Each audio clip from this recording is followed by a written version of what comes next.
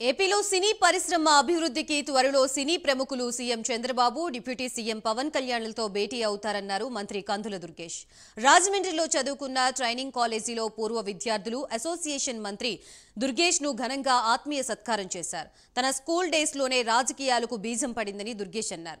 రాష్ట్రంలో సినిమా రంగం, పర్యాటక ప్రాంతాల అభివృద్ధికి ప్రత్యేక కార్యాచరణని సిద్ధం చేస్తున్నట్లుగా చెబుతున్న మంత్రి కందుల దుర్గేష్ తో మా ప్రతినిధి శ్రీరామమూర్తి ఫేస్ టు ఫేస్.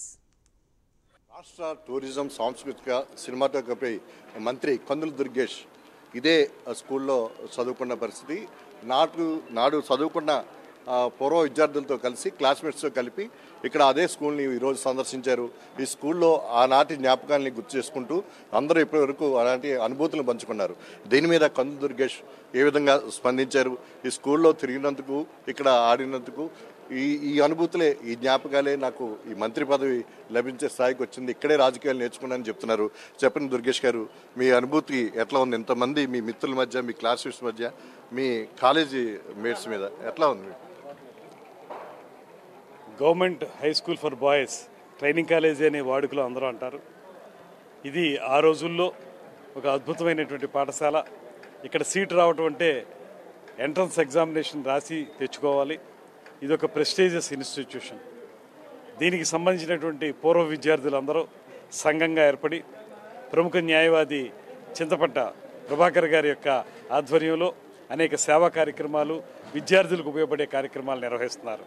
ఇక్కడ ఈ సంస్థ తరఫున నేను మంత్రిని అయినటువంటి సందర్భంగా శ్రీ పవన్ కళ్యాణ్ గారి యొక్క సహకారంతో మంత్రిని అయినటువంటి సందర్భంగా వారు చేసినటువంటి అభినందన పురస్కారం నాకు మధురమైనటువంటి అనుభూతినిచ్చింది. ముఖ్యంగా ఇదే పాఠశాలలో నేను ఎక్స్ట్రా కరికులర్ యాక్టివిటీస్లో తిరగడం కానీ, తర్వాత రాజకీయ నాయకత్వానికి సంబంధించి విద్యార్థి దశలోనే అంకురార్పణ జరిగింది కూడా ఈ పాఠశాల నుంచి అనేటువంటి మాట తెలియజేసుకుంటూ, ఇది ఒక సంపూర్ణ వ్యక్తిత్వ వికాసానికి ఉపయోగపడేటువంటి పాఠశాల. ఇటువంటి పాఠశాలలో చదువుకున్నందుకు, ఆ రోజు మాకు చదువు నేర్పినటువంటి గురువులందరికీ కూడా ధన్యవాదాలు, నమస్కారాలు తెలియజేస్తూ, అదేవిధంగా నా సహాధ్యాయులు ఎవరైతే ఉన్నారో వారందరూ కూడా ఇవాళ అద్భుతమైనటువంటి ఒక గెస్చర్ తోటి నన్ను ఈరోజు ఈ రకమైనటువంటి సత్కార కార్యక్రమంలో పాలుపంచుకునేలా చేయటం చాలా ఆనందంగా ఉంది. రాబోయే రోజుల్లో ఈ పాఠశాల అభివృద్ధి గురించి కూడా సంపూర్ణంగా కృషి చేస్తామని, అందరి తరఫున కూడా మేమందరం కలిసి రాబోయే కార్యక్రమాలన్నీ పార్టిసిపేట్ చేస్తామనేటువంటి మాటని తెలియజేసుకుంటూ సెలవు తీసుకుంటాం. అంటే మీరు ఇక్కడ స్కూల్లో ఉన్నప్పుడే అనేక కల్చరల్ యాక్టివిటీ మీద బాగా చేసేవారని చెప్పేసి మీ క్లాస్మేట్ చెప్పిన పరిస్థితి అవన్నీ కూడా గుర్తిస్తుంది. అంటే ఎట్లాగా, అంటే అప్పటి నుంచి మీకు ఎట్లా బేజం పడింది రాజు? ఈ పాఠశాల యొక్క గొప్పతనం ఏంటంటే ప్రతి విద్యార్థికి నిగూఢంగా కొన్ని ప్రతిభలు ఉంటాయి, లేటెంట్ టాలెంట్స్ అంటాం. అటువంటి టాలెంట్స్ని బయటికి తీసి వాళ్ళని బాగా తయారు చేయాలి, వాళ్ళు ఇష్టమైనటువంటి రంగంలో వాళ్ళు ఎదిగేలా చేయాలనేటువంటి దానికి ఈ పాఠశాల ఎంతగానో ఉపయోగపడుతుంది. కేవలం చదువు వరకు మాత్రమే పరిమితం కాకుండా క్రీడా రంగంలో కానీ, కళారంగంలో కానీ, ఇతరత్ర ఏ రంగమైనా సరే వాటిల్లో అభివృద్ధి చెందడానికి చిన్నప్పటి నుంచి వచ్చినటువంటి ఆ సొంత ప్రతిభతో పాటు సహకారం అందించేటువంటి సంస్థ కూడా ఉండాలి. ఆ రకంగా ఈ పాఠశాల చాలా అద్భుతమైనటువంటి సహకారం అందించేటువంటి పాఠశాల.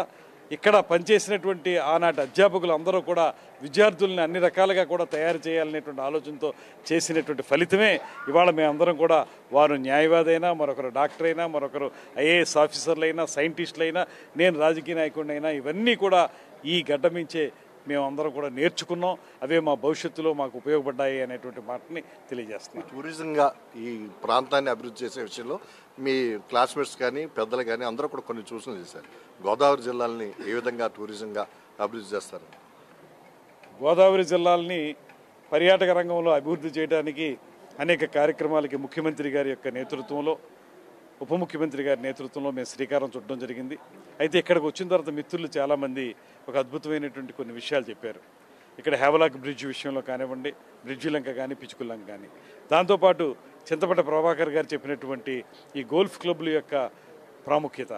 నేను ఈ మధ్యకాలంలోనే ఒక 2-3 రోజుల క్రితం వైజాగ్ వెళ్ళాను. అక్కడ ఈస్ట్ పాయింట్ గోల్ఫ్ క్లబ్కి వెళ్తే వాళ్ళందరూ కూడా సత్కారం చేస్తే వాళ్ళు చెప్పిన మాట, అక్కడ సుజుకి ఎండి ఎవరో వచ్చారు అక్కడికి. వస్తే ఆయన చెప్పాడు, అందులో ఆయన రాసినటువంటి కామెంట్స్లో ఆయన స్పష్టంగా రాశాడు, నేను వైజాగ్ వచ్చానంటే వ్యాపారం కోసం, మరో దానికోసం కాదు, కేవలం ఇక్కడ ఉన్నటువంటి గోల్ఫ్ క్లబ్లో పార్టిసిపేట్ చేసి అది ఆడడానికే వచ్చాననేటువంటి మాట వారు రాశారంటే పర్యాటకుల్ని గోల్ఫ్ క్లబ్లు ఎంతగా ఆకర్షిస్తాయో మనకు అర్థమవుతుంది. అందువల్ల వారు చెప్పినటువంటి ప్రభాకర్ గారు చెప్పినటువంటి ఒక సముచితమైనటువంటి సూచనని మేము తీసుకుంటాం. రాబోయే రోజుల్లో గోల్ఫ్ క్లబ్బుల్ని అభివృద్ధి చేయడం ద్వారా పర్యాటకులను మరింతగా ఆకర్షించేందుకు తప్పనిసరిగా కార్యాచరణ రూపొందిస్తాం. మీరు రాసిన లేఖ మీద సినిమా రంగం కూడా ఏపీకి వచ్చి ఇక్కడ తమ కార్యక్రమాలు నిర్వహించుకోవడానికి సిద్ధంగా ఉన్నట్టుగా చెప్తున్నారు. దాని మీద ఎట్లా స్పందించారు? నిజానికి మన సినిమా రంగం విషయం వచ్చేటప్పటికి మన ఆంధ్ర ప్రాంతం నుంచి వెళ్ళేటువంటి ఆదాయం చాలా ఎక్కువ. మనం తెలంగాణ ఆంధ్ర చూసుకున్నట్లయితే తెలంగాణ కంటే కూడా ఆంధ్ర ప్రాంతం నుంచి ఆదాయం సినిమా రంగానికి ఎక్కువ వెళుతుంది. కాకపోతే మౌలిక సదుపాయాలన్నీ కూడా తెలంగాణలో ఉన్నాయి.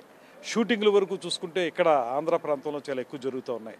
ఉదాహరణకి మన కోనసీమ ప్రాంతం కానివ్వండి, వైజాగ్ ప్రాంతం కానివ్వండి, తిరుపతి ప్రాంతం కానివ్వండి, అదేవిధంగా మన మారేడుమిల్లి ప్రాంతాలు కానివ్వండి, ఇవన్నీ కూడా అద్భుతమైనటువంటి ఒక సీనిక్ బ్యూటీతోటి ఉన్నటువంటి ఈ ప్రాంతాలని వాళ్ళు క్యాప్చర్ చేస్తున్నారు, అందంగా ఈ షూటింగ్లు నిర్మిస్తున్నారు.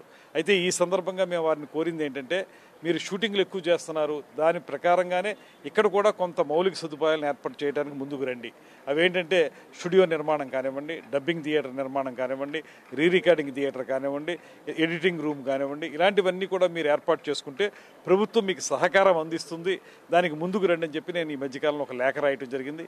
నిర్మాతల మండలి దానికి స్పందించింది. వారందరూ త్వరలో వస్తున్నారు. ముఖ్యమంత్రి గారిని, సహజంగానే చాలా గొప్ప నటుడైనటువంటి పవన్ కళ్యాణ్ గారిని, మా ఉప ముఖ్యమంత్రి వారిని కూడా కలవటానికి నిర్మాతలు ముందుకు వస్తున్నారు. మేము అందరం కలిసి ఒక సరైనటువంటి సినిమా రంగం ఈ రాష్ట్రంలో అభివృద్ధి చెందడానికి వీలైనటువంటి ఒక కార్యాచరణను ఏర్పాటు చేసుకుని ముందుకెళ్తాం. ఇది కందుల దుర్గేష్ చెప్తున్నది.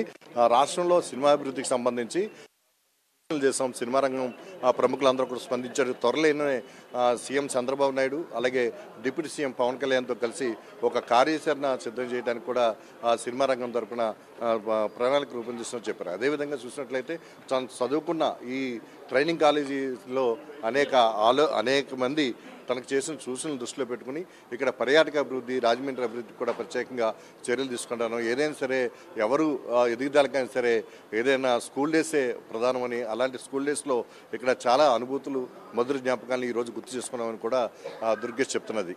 కెమెరామెన్ రామకృష్ణతో శ్రీరామూర్తి, ప్రైమ్ న్యూస్, రాజమండ్రి నుంచి.